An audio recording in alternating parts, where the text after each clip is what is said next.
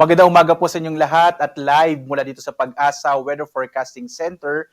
Narito na nga ang lagay ng ating panahon ngayong araw ng Linggo, August 17, 2025. At ang ating mga latest po na mga thunderstorm advisories ay makikita po natin dito sa may bahagi ng Central Luzon, gayon din sa may area ng Calabarzon at ilang bahagi ng Negros Island Region at Central Visayas at maging sa may Zamboanga Peninsula. Ito po ay inisyu natin sa mula sa iba't ibang mga regional offices ng Pag-asa at makikita rin natin naka-yellow heavy rainfall po dito sa may area ng southern part na Occidental Mindoro at southern part ng Palawan. Muli po, inaanyayahan namin kayo, bisitahin itong panahon.gov.ph kung saan makikita po natin yung mga latest na mga inisyu natin ng mga heavy rainfall warning, thunderstorm advisories, gayon din po itong mga rainfall information at mga general flood advisories sa buong bansa. So makikita nyo po ito dito sa ating website panahon.gov.ph. At sa ating latest satellite images, makikita po natin patuloy nating minomonitor itong low pressure area na nasa around 900 kilometers kanluran ng Central Luzon. Nasa labas po ito ng Philippine Area of Responsibility. Hindi natin ito inaasahang papasok pa ng PAR at ito ay patungo na sa may bahagi ng Vietnam or pwede rin po sa may southern part ng China. Base po sa ating analysis, posible pa rin itong maging bagyo within 24 hours. Bagamat kagaya po ng binanggit ko, ito po ay wala na pong masyadong magiging epekto sa ating bansa. Yung trough o mga kaulapan na dala nitong low pressure area, ang maaaring magdala ng maulap na kalangitan na may mga pag-ulan partikular na sa may kanlurang bahagi ng northern and Central Luzon, habang ang hanging habagat pa rin or southwest monsoon ang maaaring magdala ng maulap na kalangitan na may mga pag-ulan partikular na sa bahagi ng Metro Manila, Batangas, Cavite, gayon din sa may area ng Occidental Mindoro at sa Palawan. Mapapansin naman ninyo, malaking bahagi dito sa may Mindanao, sa may area ng Visayas at gayon din sa may area po ng eastern section ng Luzon. Mapapansin natin, wala masyadong kaulapan dito sa may kalupaan ng ating bansa. So generally, fair weather sa nalabing bahagi ng ating bansa, pero posible pa rin yung mga isolated rain showers and thunderstorms na sa hapon hanggang sa gabi. Inaasahan natin na posible pa rin may mabuong low pressure area, particular na dito po sa may northeastern part ng ating Philippine Area of Responsibility. So patuloy nating i-monitor itong mapapansin nyo po mga kaulapan dito sa may eastern section ng northern Luzon. So dito nga sa Luzon, inaasahan natin ang malaking tsansa ng maulap na kalangitan na may mga pag-ulan partikular na nga sa bahagi ng Ilocos Region, gayon din sa may Bataan, Zambales.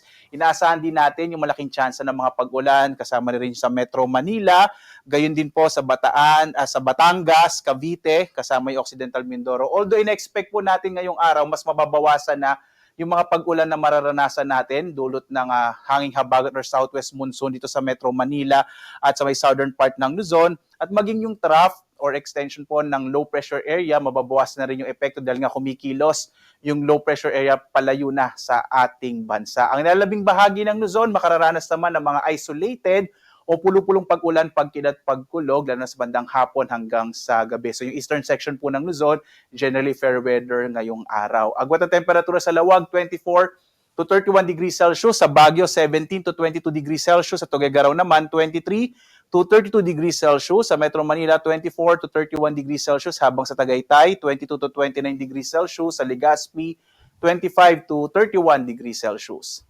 Sa bahagi naman ng Palawan, inaasahan natin ang malaking tsansa ng mga pag-ulan na dulot ng hanging habagat or southwest monsoon. Agwat ang temperatura sa Kalayaan Islands, 24 to 29 degrees Celsius, habang sa Puerto Princesa, 24 to 29 degrees Celsius. Ang malaking bahagi naman ng Kabisayaan ay makararanas ng generally fair weather sa araw na ito, pero posible pa rin yung mga isolated rain showers and thunderstorms sa hapon hanggang sa gabi. Agwat ang temperatura sa Iloilo, 25 to 31 degrees Celsius. Sa Cebu naman, 26 to 32 degrees Celsius. Habang sa Tacloban, 25 to 32 degrees Celsius.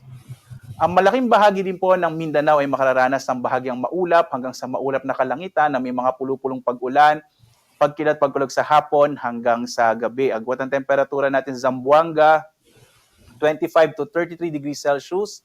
Sa Cagayan de Oro City naman, 23 to 32 degrees Celsius, habang sa Davao nasa 24 to 32 degrees Celsius. Sa lagay naman ng ating karagatan, wala po tayong nakataas na gale warnings anumang bahagi ng ating kapuluan. maaring pumalaot yung mga sasakyang pandagat at mga bangka sa mga baybayin ng ating bansa. Inaasahan naman natin na katamtaman na magiging pag-alon ng karagatan sa may western and northern section ng Luzon, habang ang nilalabing bahagi ng ating bansa ay banayad hanggang sa katamtaman na magiging pag-alon ng ating karagatan.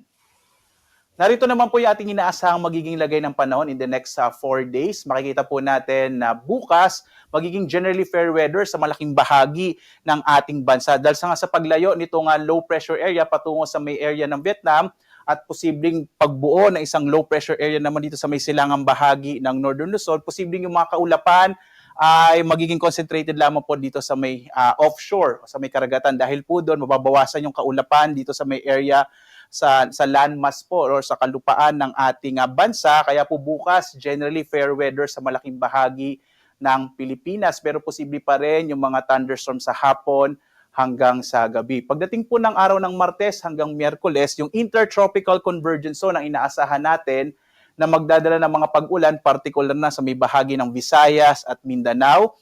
Pagdating po ng Huwebes, maaaring maka-apekto din yung ITCZ sa area ng Bicol region. So for this week, malaki yung tsansa na may malaking tsansa ng mga pag-ulan sa area ng Visayas, Mindanao at Bicol region, dulot ng ITCZ, habang ang malaking bahagi ng Luzon, mga isolated rain showers and thunderstorms ang mararanasan. Posible pong medyo humina yung epekto ng southwest monsoon at ang mararanasan natin ay more on yung ITCZ po or Intertropical Convergence Zone. Samantala, ang araw natin ay sisikat mamayang 5:43 na umaga at lulubog, ganap na 6:18 ng gabi. At sundan pa rin tayo sa ating iba't ibang mga social media platforms, X sa Facebook at sa ating YouTube. Gayun din sa ating dalawang websites, pag-asa.doc.gov.ph at ang panahon.gov.ph, kung saan makikita nyo ang lahat po ng ating mga ini-issue ng mga thunderstorm advisories, mga heavy rainfall warnings, gayon din yung mga rainfall information at general flood advisories sa buong bansa. At live na nagbibigay update mula dito sa Pag-asa Weather Forecasting Center. Ako naman si Obet Badrina. Maghanda po tayo lagi para sa ligtas na Pilipinas. A blessed Sunday po sa inyong lahat at maraming salamat sa inyong patuloy na pagsubaybay.